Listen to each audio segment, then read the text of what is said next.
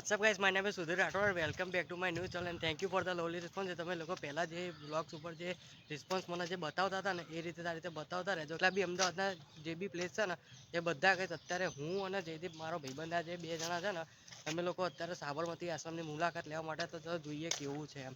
તો અહીંયા તો આ રીતે તો પહેલાં અહીંયા ગાંધીજીનું સ્મારકનું છે અહીંયા પૂતળું. ચાલો હવે આગળ જોતા જઈએ અહીંથી આમ આગળ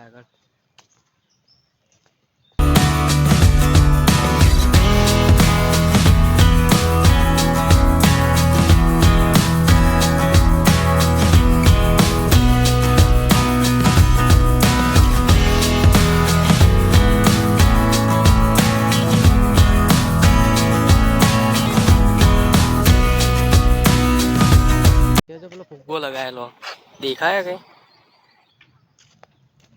તો મને નહીં ખબર છે એનો છે.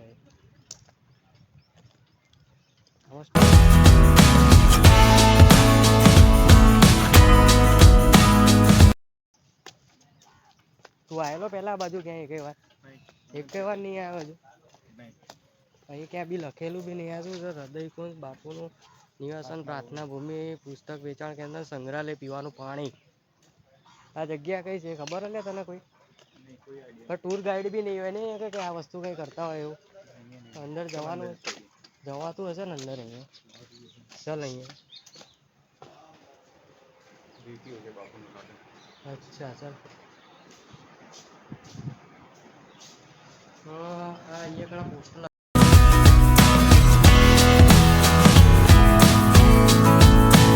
પછી આ છે બાપુનો રૂમ છે અહીંયા આગળ ચરખો.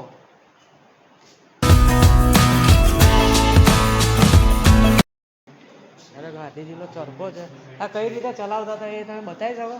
કઈ રીતે ચલાવતા હતા એ ચાલે યુઝ કઈ રીતે કરતા હતા એમ બતાવી દો ને તો ખાલી.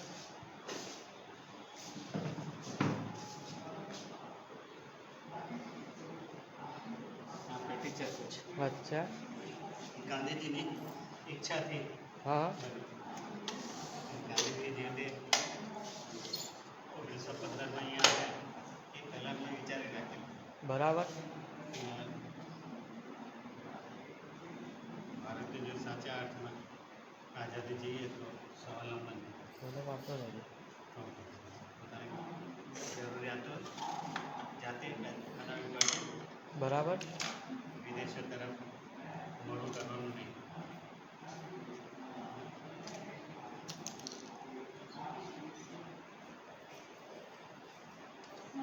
પહેલાં વિચારેલા 1909માં વિચારેલું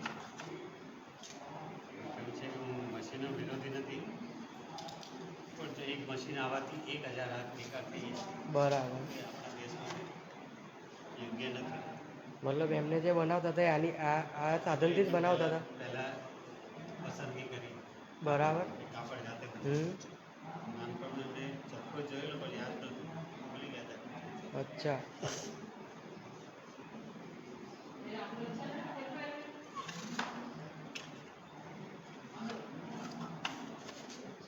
અહીંયા આવીને 1915માં જ્યારે આવ્યા હા સાઉથ આફ્રિકાથી બરાબર. અને 20 વર્ષના સંઘર્ષ પછી જે 1914માં સફળતા મળી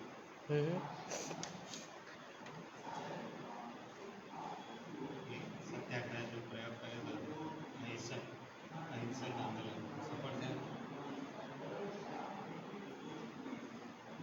એને પહેલાં મેં કહ્યું કે મને કોઈ ચક્કો લાવ્યા.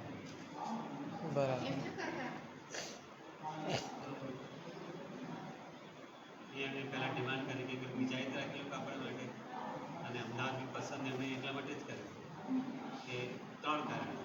બરાબર. એક તો ગાંધીનું કહેવું એમ હતું કે હું ફક્ત આઝાદીની લડાઈ માટે નથી આવતો. બરાબર. આઝાદીની લડાઈ જે કોંગ્રેસે શરૂ કરી છે એમાં હું મદદ નથી. બરાબર. એ સિવાય મારે જે સોશિયલ રિફોર્મ એ સમાજ ગ્રામોદ્ધારની જે ગ્રામ સ્વરાજની કલ્પના કરી હતી એને સાકાર કર્યો. એના માટે ગાંધી કહે છે કે મને જે વિચાર આવશે પહેલાં એ મારી પોતાની માતૃભાષામાં આવશે વિચાર. બરાબર. એટલે કે ગુજરાતી બોલે. હમ. એટલે ગુજરાતનું વાતાવરણ મળે તો વધારે સારું. સારું. તો અહીંયા જે કશુભાઈ લાલભાઈ મિલ માલિક હતા જે બરાબર. અંબાલાલ સારાભાઈ મંગળાબેન તડપારે કેટલાક ગુજરાતના બોમ્બેમાં રહેતા ગુજરાતી ધનિકો હતા. એમને ગાંધીજી માનતા હતા જે અત્યારે માન્યતા હજી બી પ્રચલિત છે હા. તે ગુજરાતી બધે પૈસો લોકો છે. હા, અને પાછું બિઝનેસ માઇન્ડ બી એ લોકોનું જબરજસ્ત હોય. એની પાસે ફંડ લેવું આસાન નથી. બરાબર.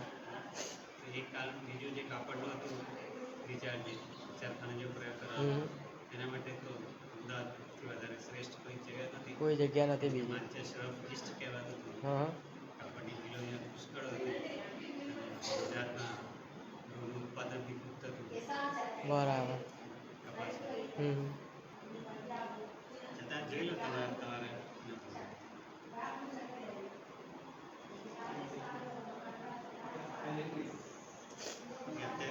યુટ્યુબ પર જેટલા બી આશ્રમની મેં વિડીયો જોઈ છે ને બધી અધૂરી અને ખોટી માહિતી આપે છે. હા. કેમ કે એ લોકો પ્રોપર સ્ટોરી નહીં કહેતો કોઈ પ્રોપર ઇન્વેસ્ટિગેશન નથી કરતા કે માહિતી મેળવતા નથી. બરાબર. શોપને લીધે જ પડે કે યુટ્યુબ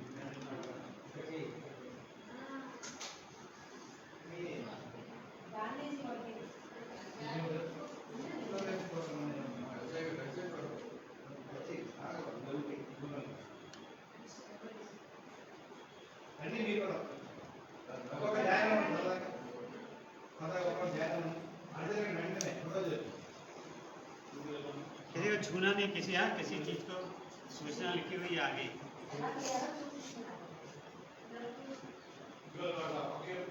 किसी चरखे को हाथ मत लगाना. Thank you.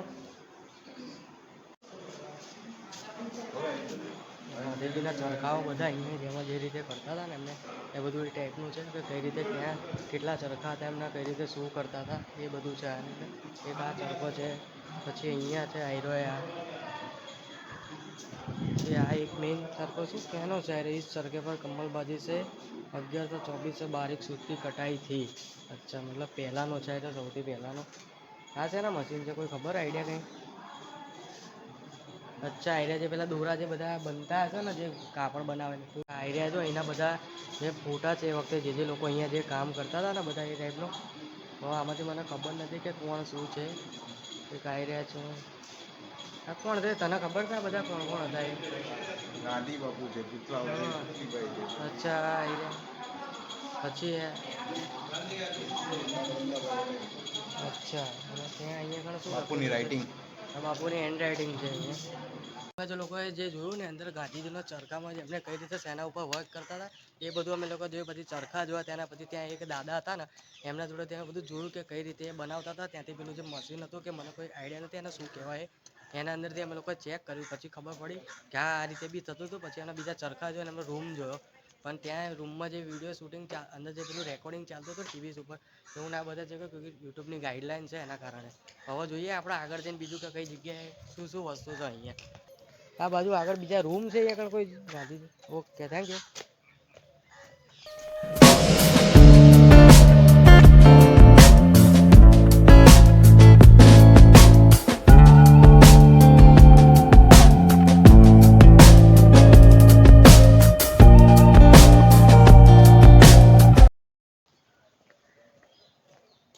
ફોટા તો છેલ્લે લઈશું નહીં? અચ્છા, ભવનમાં અહીંયા અચ્છા ઓફિસ છે. એરી ઓફિસમાં નહીં જવાનું. અહીંયા આગળ શું છે? આ જવાહરલાલ ને સરદાર વલ્લભભાઈ પટેલનો ફોટો છે અહીંયા. જે આ બાજુ ગાંધીજીનું અહીંયા જ છે. આ બધું શું રાખેલું અહીંયા? મેપ છે. અચ્છા, મેપ છે. આ રહ્યો ને આ જે મેપ છે અહીંયા શેનો મેપ છે? ગાંધી આશ્રમનો મેપ છે કે ક્યાં કઈ કઈ જગ્યાએ શું શું છે. જેમ કે એમનો રૂમ હતો ગાંધીજીનો ને એ બધું. બીજી બધી શું વસ્તુ છે આશ્રમનું? શું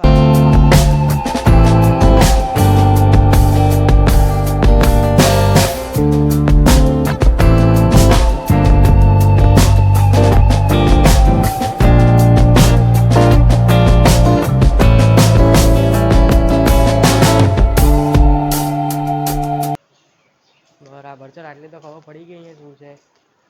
આમાં માટે કોઈ ટૂર ગાઈડને બીજી લો ગાંધીજીનો નાનપણનો ફોટો ક્યાંનો આશ્રમ કે જીવન કી સરળ અનુશાસન ઓર રોશન.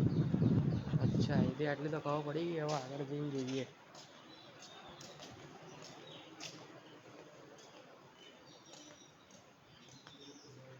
ચિત્રકલાનું ને બધું બીજી બાજુ લાગે છે લે, અહીંયા નહીં લાગતું. અચ્છા આવી જા બાજુ અંદર અહીંયા. અચ્છા રૂમ આ રૂમમાં શું લખેલું છે? ટીમ બોય આશ્રમ की फाउंडेशन स्थापना. આમાં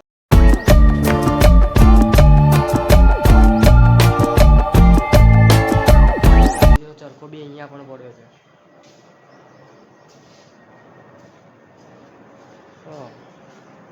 સ્ટેચ્યુ આ બાજુ જવાનું છે અહીંથી. એ ચાલ આમથી ફરીને આ બાજુ આવી જાય. જઈ દેખ આ બાજુ બધા ઓફિસવાળા બેઠેલા હોય. અચ્છા આ શેનું છે? કોઈ આઈડિયા આવો લે તો. દાઢી કૂચ. અચ્છા દાંડી કૂચની જે પેલી લડાઈ હતી એનું હા. એના માટે તૈયારી. મીઠા સત્યાગ્રહ.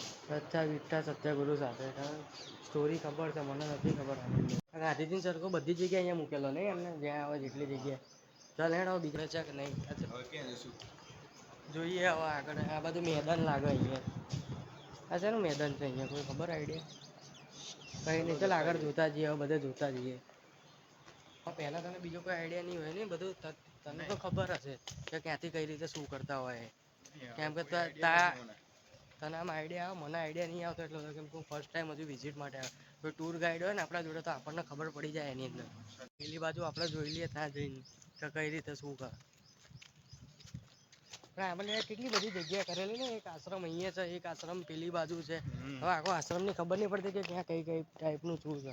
અહીંયા જોઈએ આ તો અહીંયા શું છે હમણાં ખબર જે હશે.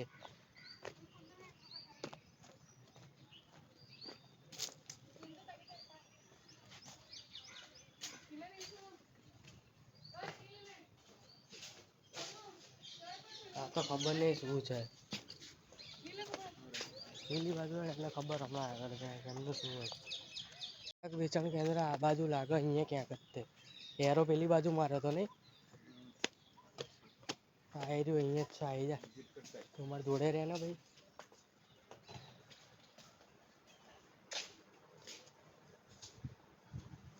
અલગ અલગ બુક્સ લાગે ને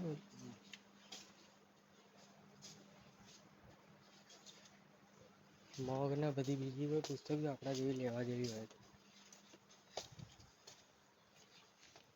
પુસ્તક મેળામાં અમે લાખો આવ્યા છીએ અત્યારે.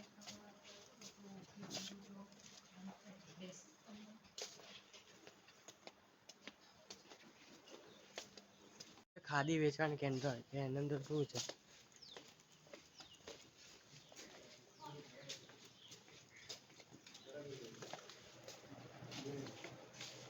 સામે બાજુ કપડા વેચી દઈએ.